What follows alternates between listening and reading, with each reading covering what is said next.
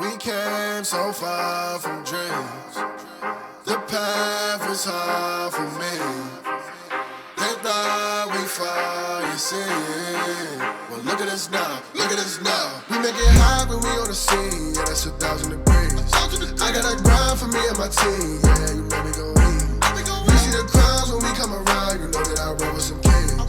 We shit it down, I don't hear a sound, but I ask you who better than we. Tell me who better than we. We soaring to places you never could reach. When we walk in that spot, don't hear none of you speak. Shh, do you want peace or the peace? A king about to put you to sleep. Listen, my team is elite. You not even qualified to compete. He starving, he barely can eat. I guess that's why he always itching for beef. So I put him on ice and I told him to chill. Close your mouth if you can't pay for the meal. Making statements that you know you don't mean. Nice guy trying to act like he mean. Keep it a buck, keep it a bean. Attitudes will put you dudes in the beam. Izuku, he don't live in reality. Shake back off, become a fatality. Yeah, how you gon' hate when you mirror us? He think he a star, he ain't serious. X him out, we not on the same frequency. If you broke, you ain't hearing us. Work the screw, anime, that's how I feel, period. We winning, that's making them furious. We make it high when we on the scene, yeah, that's 1,000 degrees. I got a grind for me and my team, yeah, you know we gon' eat. You see the crowds when we come around, you know that I roll with some kings. We shit it down, I don't hear a sound, but I ask you who better than we. Yo, what it do, guys? It is your boy, Leon Mookie here, back at you with another new part of What If Izuku Was Rover. This is part 1, and thanks a lot, guys, for the support that you guys have for the other one. I may not have gotten a lot of views for it, but I still want to give it my all for this series for the time being. So, let's go with that of a recap. In the last part, Izuku was basically born quirkless, just like in that of the main timeline. However, in this, he basically had that of a unique form of hearing certain sounds, rhythms, and frequencies. Interacting and basically listening to a specific frequency awakened a certain power. A power of that of a resonator. But not just any resonator. The resonator, otherwise known as Rover. Sending that of a burst of energy from the palm of his right hand, creating that of a giant crater. In some way, it awakened as that of a quirk, but to Izuku, he knows better that this isn't a quirk, but it feels, sounds, and acts like a quirk though. But he knew already that it wasn't. So he begins to listen, hears, and begins to gain that of memories that aren't even his, before hearing that of the original Rover himself. But even so, he would use what he has to become even greater. Having that of certain frequencies and sounds, as he mimics the same moves and techniques that Rover did as well. But he needs that of an actual sword to do these techniques properly. Going to that of a ironworks shop, hoping to make a commission. However, besides the owner not wanting to give a weapon to that of a 12-year-old kid, but also because of debt collectors, due to the age of pro heroes, workplaces like that are basically outdated and are struggling for cash. But Izuku, seeing that of an innocent person basically get harassed and basically treated like crap, he couldn't sit by and do nothing as he defeats that of the debt collectors without even breaking a sweat, even showing off that of his power of Spectro to manipulate and control light frequencies to however he sees fit. With the man known as Takajiro, couldn't help but take a liking to Izuku and willing to actually do his commission, but plans on going all out for it though. So, with all that said, let's get into this, shall we, guys? A few years have now gone by, with Izuku now that of 14 years old. On the surface, he doesn't look any different, actually. Still same 5'5", messy green hair, and as some want to say, bland and unassuming looks due to his diamond-shaped freckles and big eyes, after all. However, if you actually look closer, you could see internally, and at his eyes himself, that something has changed. Something shift within that of the young boy, actually, as he almost feels a little bit more serious, a lot more mature, and also ready for anything to come. As he's waiting for his way to go to that of Aldera Junior High, the junior high school that he's now attending, and his last year at that of the, well, somewhat generic and basically unassuming junior high school. Crossing the streets, he begins to see that of smoke coming from the distance, as he couldn't help but basically smirk and say, I guess there's a villain attack. Wonder what hero's going to show up this time.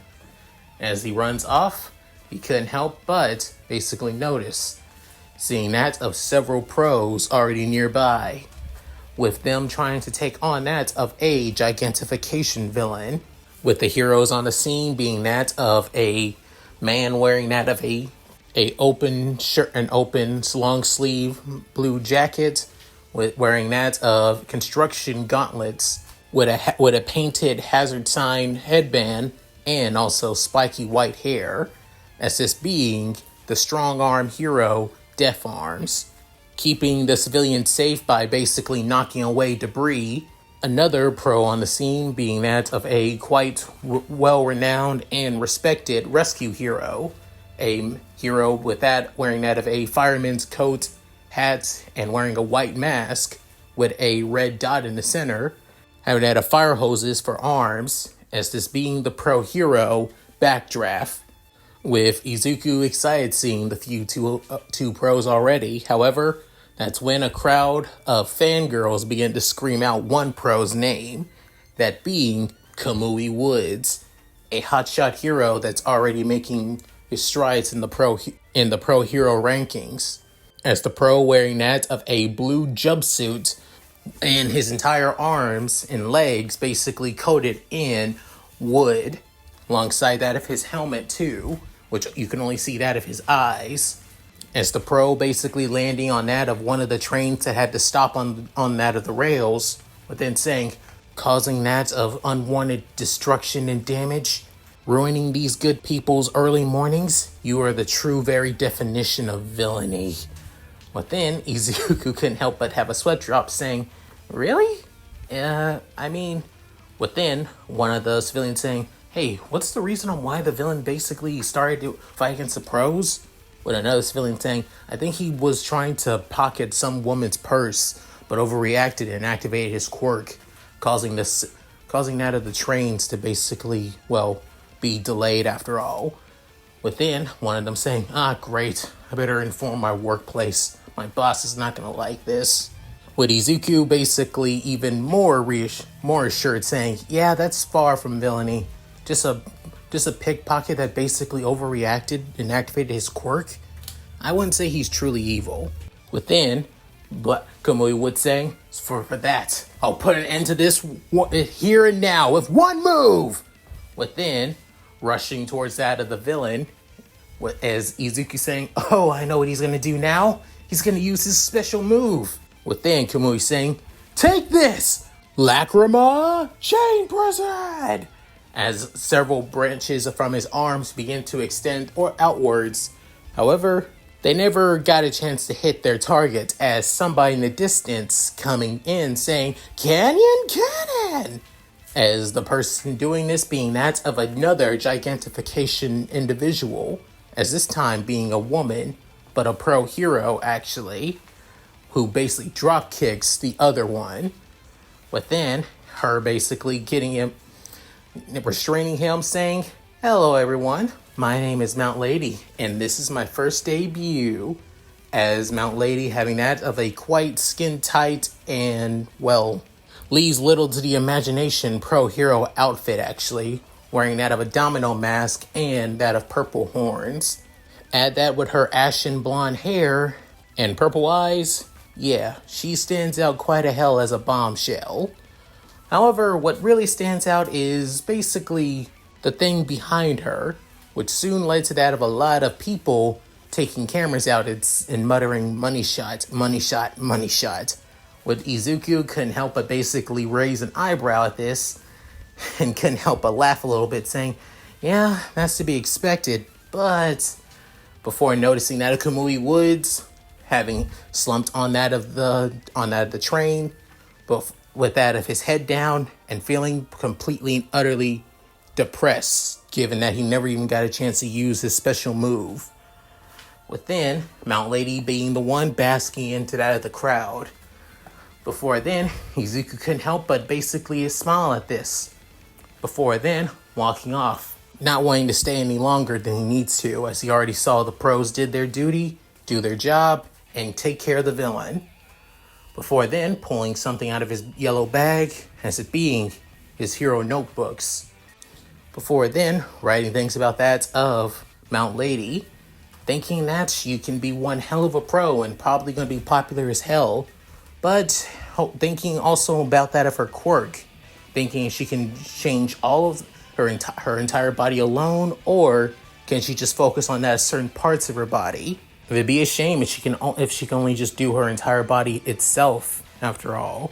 But still, as he finished writing down on what he could before closing the book and putting it back in his bag, looking back up and up into the sky, thinking, the world of pros is basically growing and growing day by day. However, I could feel that nothing's truly changed. No true shifts within that of society one bit. It almost feels like everything is stagnated. We as both the pros and civilians themselves, basically in a never-ending loop of nothingness. Not saying that things are bad now, it's just, it feels like if something does bad happen, would we be ready? Would we be prepared? Or will we be mindless sheep who rely so much on the heroes that not even the heroes would know what to do themselves?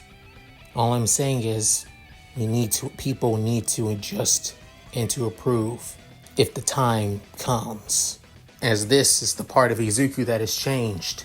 Ever since gaining that of the frequency that's connected to Rover, his mindset on how the world works and how that of society works as a whole has changed. He's optimistic, but he's also not blind too. Even though he's never experienced anything wrong outside of discrimination of quirklessness and the pedestal that people now put him on due to his resonator abilities, he's just aware of how the world truly works now, after all. Currently at Aldera Junior High, Izuku, as homeroom is about to begin, within, several students are in their seats and desk waiting for their teacher, saying, now, since you're all beginning your third year and junior high school, you'll need to know what you're going to be doing after you graduate. Will you go straight into the workforce, or will you decide to go into that of high school after all? Think carefully about this. So I figured taking a career aptitude test would help, as he grabs all the papers.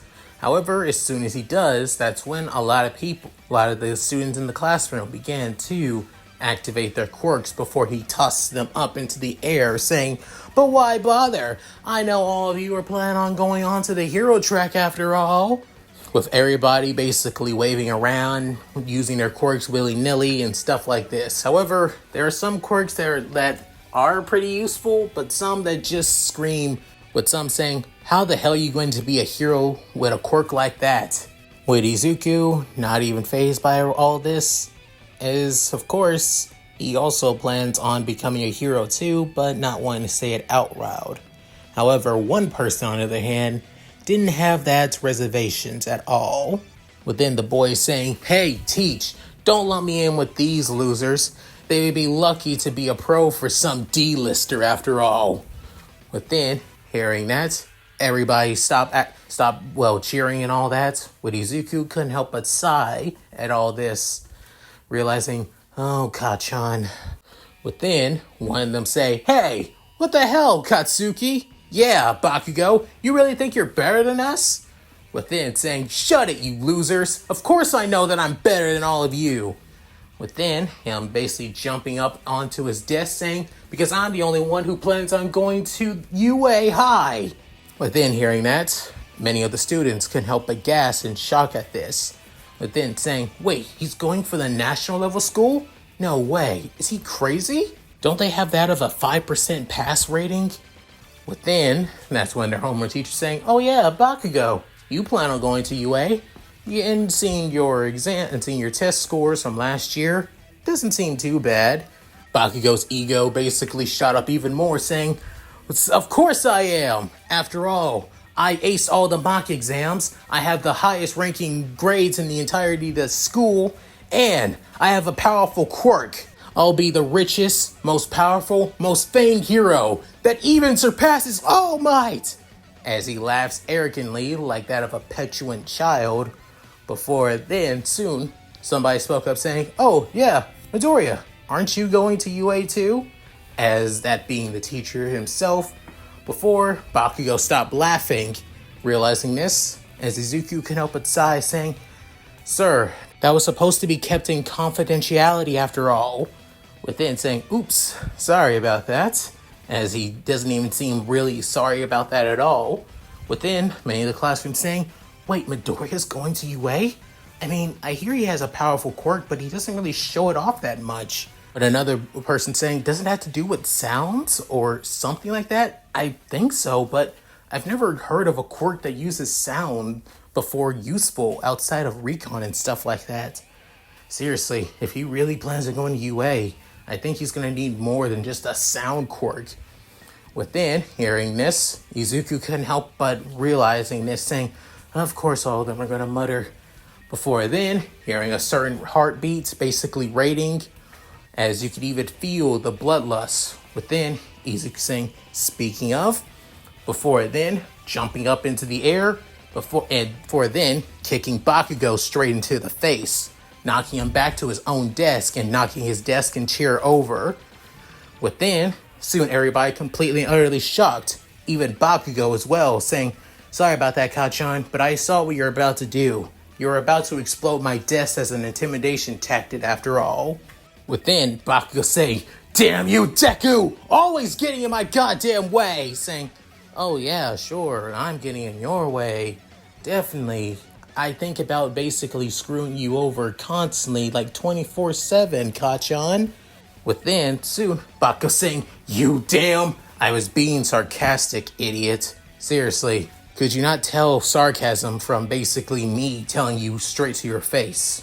Within, soon, Bakugo couldn't help but growl his teeth. Before then, the teacher saying, "Midoriya, calm down now. Or do you wish to be sent to the principal's office?" Saying, "You're coming from the person who basically saw it coming and yet didn't do anything about it. I don't want to hear anything from you, you damn instigator of a teacher."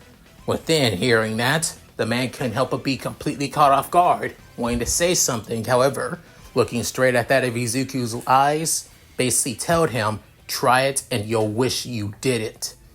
Within, feeling that of the pressure coming from just the look itself, saying, "Just go back to your desk. Bakugo, pick up your desk and chair and get back to your seat." Within, hearing that, Bakugo couldn't help but grumble and growl, especially basically feeling that at the left side of his cheek, which is still red and bruised from that of Izuku's kick. With everybody basically looking at Izuku with still somewhat shock and somewhat at awe, and some with that of apprehension. However, there are some that look at Izuku with that of pure and utter fondness. And I think you could tell on where the fondness coming from. As the day goes by and Izuku is basically finishing up that of his, notes on that of Mount Lady, on that of, especially about that of certain things about her too, as he's about to leave. Before then, a few students basically come up to that of Izuku, as it being that of three girls actually. One girl with that of brunette hair, put in that of twin tails with that of glasses. One girl with that of aquamarine blue hair, and a red-haired girl with orange hair actually. As the blue-haired girl saying, "Hey, Midoriya, I was wondering if you might want to come with us to karaoke." Then Izuku hearing this saying, "Huh? Oh, sorry. I got no interest in karaoke right now. I got something else important to do." But then, that's when the red-haired girl saying, seriously? But wouldn't you want to just hang out on the first day? We don't get much stuff like this once the year begins, after all. With Izuku saying, "Appreciate it, but just not interested, that's all. But you guys can enjoy yourselves." Within, soon, Izuku noticing that of three boys basically waiting for the conversation to end, as he can help but say, "Besides, I have to get going. Don't have other time to waste. before then grabbing his bag. However, instead of heading to that of the classroom door, instead he heads to that of the window. Within, everybody's somewhat confused and wondering what the hell is he trying to do, before then jumping out of the window, leaving everybody that was in the classroom completely and utterly shocked by this. With then even Bakugo basically pushing the girls out of the way, saying, "What the hell, you damn dick!" Before then inspecting that of a body slumped on the ground, before then seeing that of Izuku, where that of a small little crater basically where he landed, as he used his spectral power to basically soften his landing. As then he couldn't help but say, "Later, Kachan," as he soon walks away while adjusting that of his book bag. Within, Bakugo couldn't help but grit his teeth, clench his fist around that of the window seal, before then saying, "Damn you, Deku!" As Bakugo's insecurities for that of Izuku just continue to pile up more and more. Instead of heading straight home, instead he decided to head to that of Takazuki's workshop, as he's saying that his sword is already ready to go and is ready for him. Originally, he made the commission about that of 2 years ago, and yet he wanted to make sure that the sword that he made for him was absolutely perfect. No rush, no fuss, no nothing.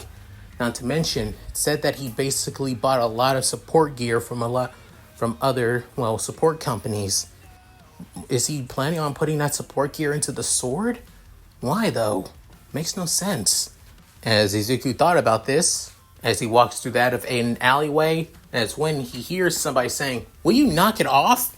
Within, hearing that, instead of basically just walking off or probably leave it to the pros, he basically backs up, heading back, looking to the alleyway, seeing that of 3 guys crowding around that of a girl, actually. He couldn't get a good look at her, but all he can tell is that she has that of blackish purplish bob cut shaped hair, with one of the guys saying, "Look, little Miss Earlobe, we're not asking too much. All we're asking you is to basically bring down the price for a certain guitar that we want, basically, after all.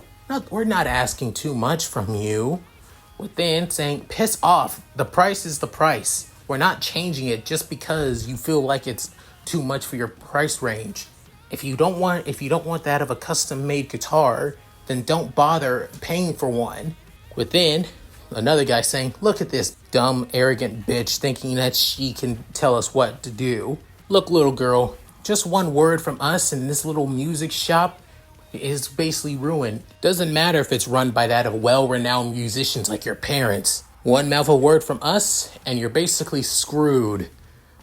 Within hearing this, the girl now getting a better look at her, as she's basically the same age as Izuku, wearing that of a middle school uniform as well. However, what stands out about her isn't just that of her hair, but also that of her ears, as she has that of ox cords coming out of them. Within the other guy saying, "All we're saying is for you to bring down the price. We don't want to cause some trouble for that of the Jiros. Just do this teensy little favor, bring down the price, and this will all go away. Sound good?" Within hearing that, she couldn't help but clench her fist, before then saying, "Seriously, extorting that of a junior high student girl? Seriously, do you guys have anything better to do?" Within hearing that, looking at that of Izuku, who drops his bag on the ground. Within, one of the guys getting a better look at him, as he has that of a somewhat douchebag looking face with long, blonde hair and a school uniform. But he's not familiar with the school uniform, as the others wear the same school uniform, with one of the guys basically having that of, horns coming out of his head, and the other guy having that of multicolor hairs, actually. One red, one blue, and one yellow, with that of the long blonde-haired guy saying, Seriously, kid, just beat it. This has nothing to do. If you're extorting that of a person while you basically expecting that the pros aren't going to show up alongside police, and you probably think that other people aren't going to just come in and just wait for the pros, you got another thing coming. I may not be a pro, but I am definitely not just going to sit on the sidelines while you threaten somebody and extort them too. But then the guy without the horn saying, "Oh, look at this kid," thinking that he's some kind of big shot. But then the guy with the multicolored hair saying, "Tell me about it. Seriously, kid, if you know where we're come from, then you would know better too." But then saying, "I don't care. Leave the girl alone," and then just walk away. Nobody won't get hurt, and nobody will have to suffer anymore. Does that sound fair? But then, hearing that, the blonde-haired guy saying, "Well, we try to warn you, kid." Before then, raising up his hand, as soon it almost looks like a hole just materialized in the palm of his hand, as then an air cannon was soon sent flying towards Izuku, with Izuku basically dodging out of the way as the air cannon hit that of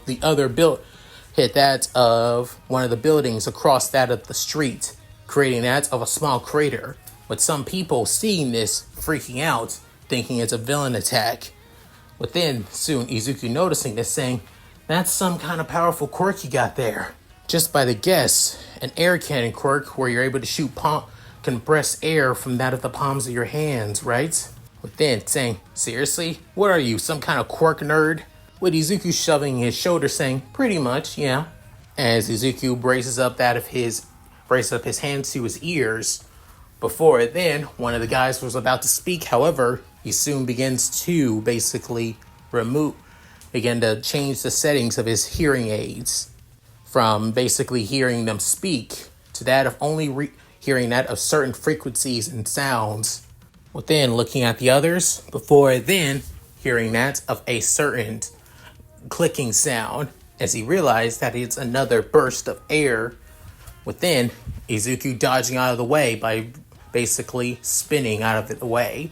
Within the guy sending that of more and more air blasts, with Izuku hearing that of the certain time and place when he's about to send that of multiple blasts of air, with Izuku dodging out of the way, sliding, flipping, jumping, and spinning pretty easily before reaching the guy, grabbing him by his throat, and then slamming him to the ground, basically causing him to basically gasp for air from the pain. Before then, not finishing there, bringing down his right elbow onto the guy's face, making it hurt even more. But then, the guy with the horn saying, "You bastard!" as he's about to punch him. Within, Izuku grabbing onto the guy's arm, before then spinning him over, and then, as he soon jumps up into the air with a spin kick towards his face, knocking him to that of the wall, as the guy with that of the rainbow with the multicolored hair tries to send that of a blast of fire, before then switching to ice, then switching to lightning, as Izuku dodges each one of those attacks too, as he hears the signal and timing of each crackling, before realizing that he can't control on which quirk he sends. Sometimes it's either fire and ice, sometimes it's lightning. So that means waiting for the certain intervals, waiting on the certain precision strike as he sends a fireball. Before then, as he thinks that it's going to be that of ice, however, instead it's lightning, as he soon swerves down, slides onto the ground, before then kicking in his shins, before then finishing him off with that of a palm uppercut to his chin, with then causing that of the guy to pass out, with then each and every one of the three, student thugs laid out on the ground, as he couldn't help but basically sigh before then adjusting that of his ears, and then soon as he's about to feel somebody basically about to jab him, as he grabs that of the thing, as it being one of the ox earlobe cords from the girl he helped, saying, "I didn't really ask for your help," saying, "I know, I'm aware," saying, "Then why? Why did you do it? You could have just let things by," and saying, "Sorry, I'm trying to be a hero, and seeing things like this go by would basically leave a sour taste in my mouth after all. I know that you could seem like you could handle yourself, but I wouldn't be able to forgive myself if I just walked away after all." But then, hearing that saying, "You really have some kind of weird savior complex," A friend of mine says that too. But again, I just don't want to see people get hurt. If I have the chance to do something, and if I see it go and I see a bad thing go down, I'm not just gonna sit by and do nothing as people if I can do something about it. Within hearing that, she couldn't help but basically put down that of her earlobes before then saying, fine, guess that's fair, since I would probably do the same thing. Not in the same way, but still, within saying, wait, what do you mean? Saying, I'm also planning to be a hero, and these guys come from that of art school. They originally supposed to do extracurricular activities for my shop so they can gain that of more credit. But they're also a bunch of rich kids thinking that they can basically do what they want and get with however they want, since they don't really feel or have that of good control over music after all. Instead, they're basically just doing this stuff because it's easy for them and they can pay people to do what they want. They basically wanted to take that of certain instruments signed by that of well-renowned pro heroes, actually, that my parents brought back to the shop for display, and we weren't having that at all. So you tried to talk them down, they didn't want to listen, and then I showed up. Figures. Within saying, yeah, pretty much. Any rate, even so, I better call. This is still an act of vigilantism, and it's these guys' word against yours, saying, but there's then your words too. Not to mention, I have this actually. Before then, pulling out that of one of his hearing aids. Within, she's saying, what's this? One of my hearing aids. I have a hard time controlling my quirk and hearing certain things all the time, so it blocks out certain sounds and frequencies. Within hearing that, saying, that's pretty cool. Saying, yeah, well, it's a pain in the ass to handle time to time. Oh, I get it. I have sensitive hearing too. But why? This thing, one of the functions is that of a recording device. It records all the sounds and frequencies I have from time to time. I made sure to record that of the conversation that you had with these guys when I came back into that of the alleyway, actually. And I was able to hear at least a little bit of it. But the rest, I think, we're taken care of. Other than that, within saying, just send me your phone and I'll send you the voice recording. Within hearing that, saying, why would you go this far? Because, like you said, it's to be a hero and to help those in need.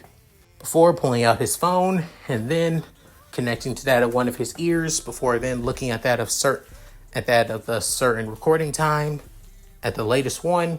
Before then, saying, right, as she pulls out her phone and soon gives that of Izuku her number. Before then, saying, all right, that should do it. Catch you later, Jiro, Kyoka Jiro, saying, all right, see you, Miss Jiro.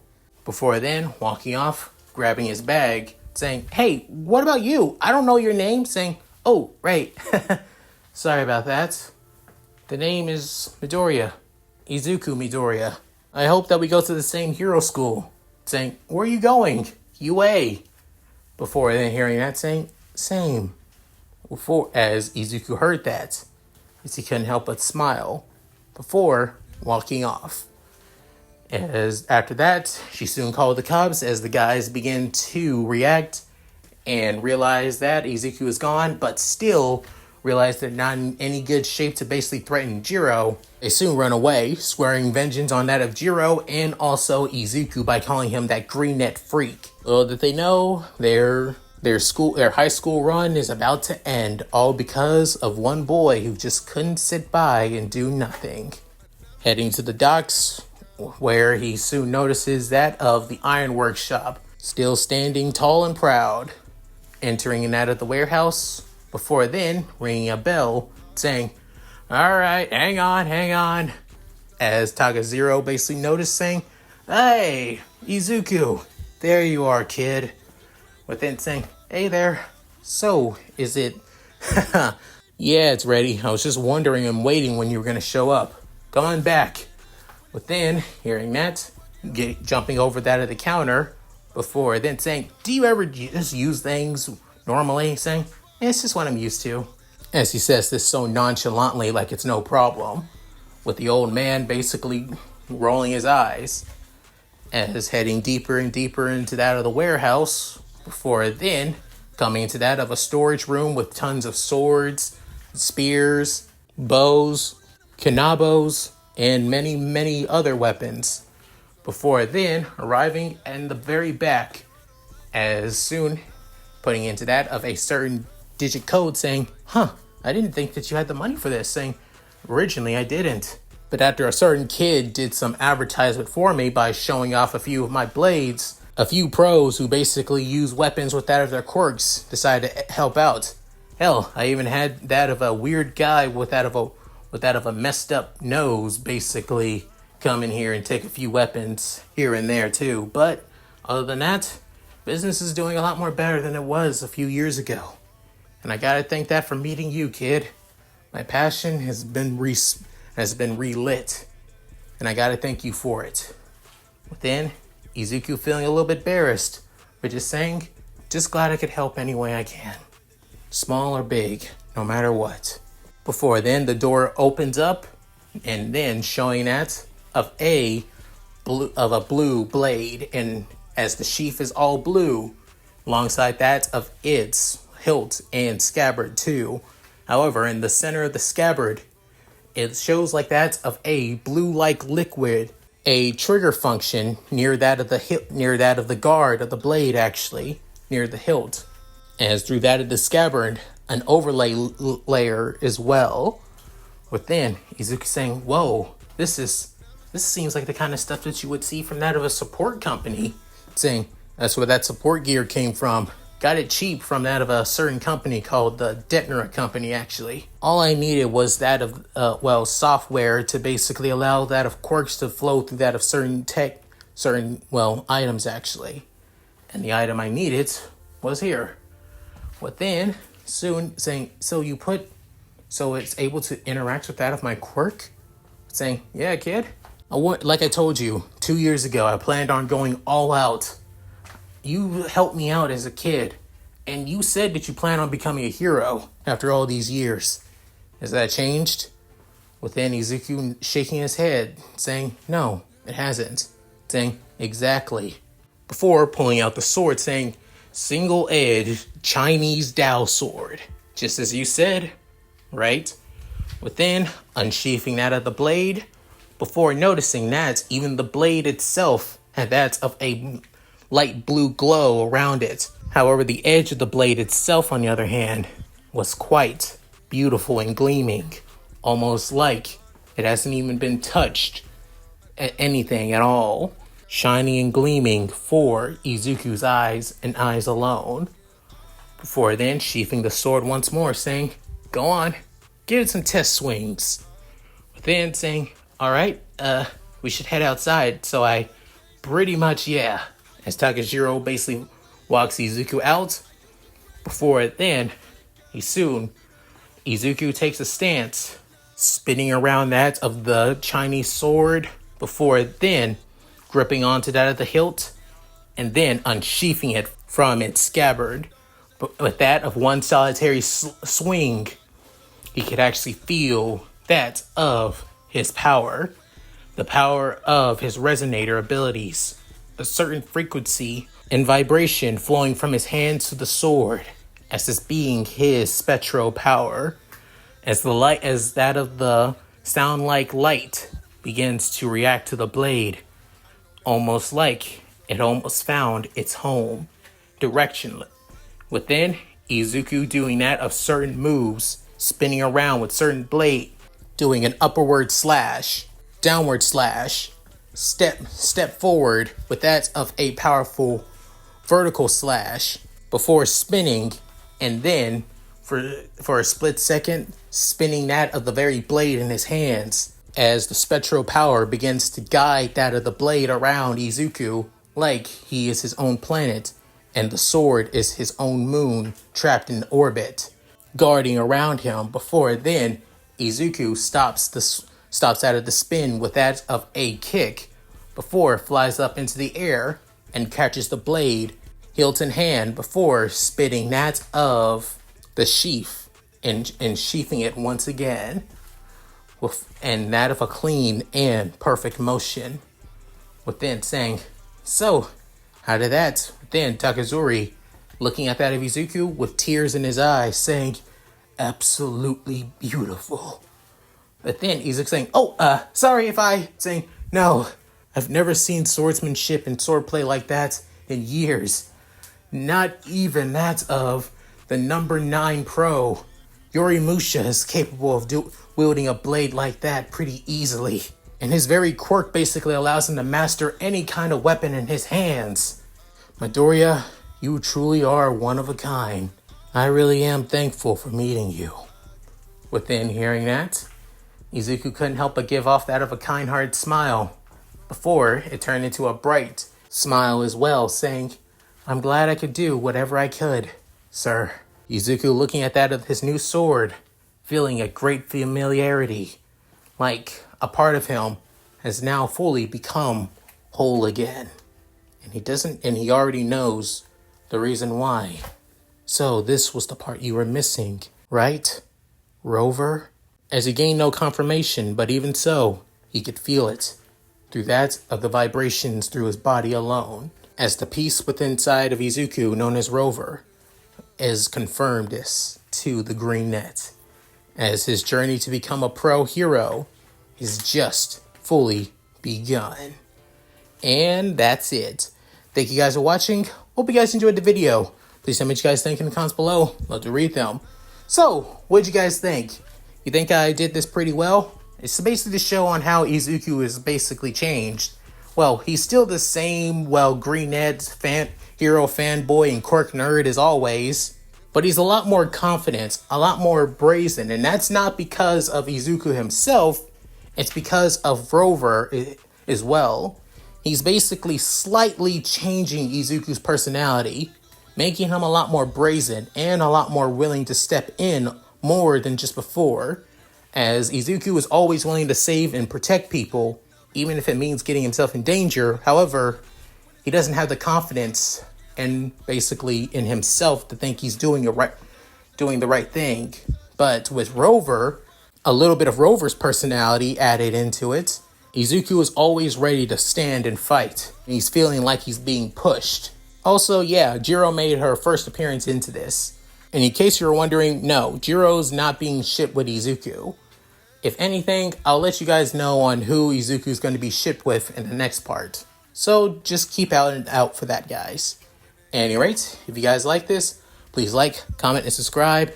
Hit that bell notification to get to date my videos uploaded to the channel. Also, please check out my Discord, my gaming channel, my other channel, my side channel, my Patreon, my Cash App, and my PayPal, all linked in the description below. So, with all that said, this is Leon Mookie, signing out. Later, guys. Hope you all take care. Do your thing, my Shiro. Hi, everyone. This is White Fox.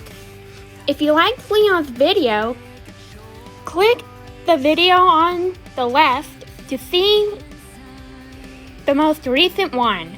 And if you want to see more of this, click the subscribe button and notification bell and check out his playlists. If you still haven't subscribed, do so in the center. With that said, I hope to see you again on my love's channel. Bye!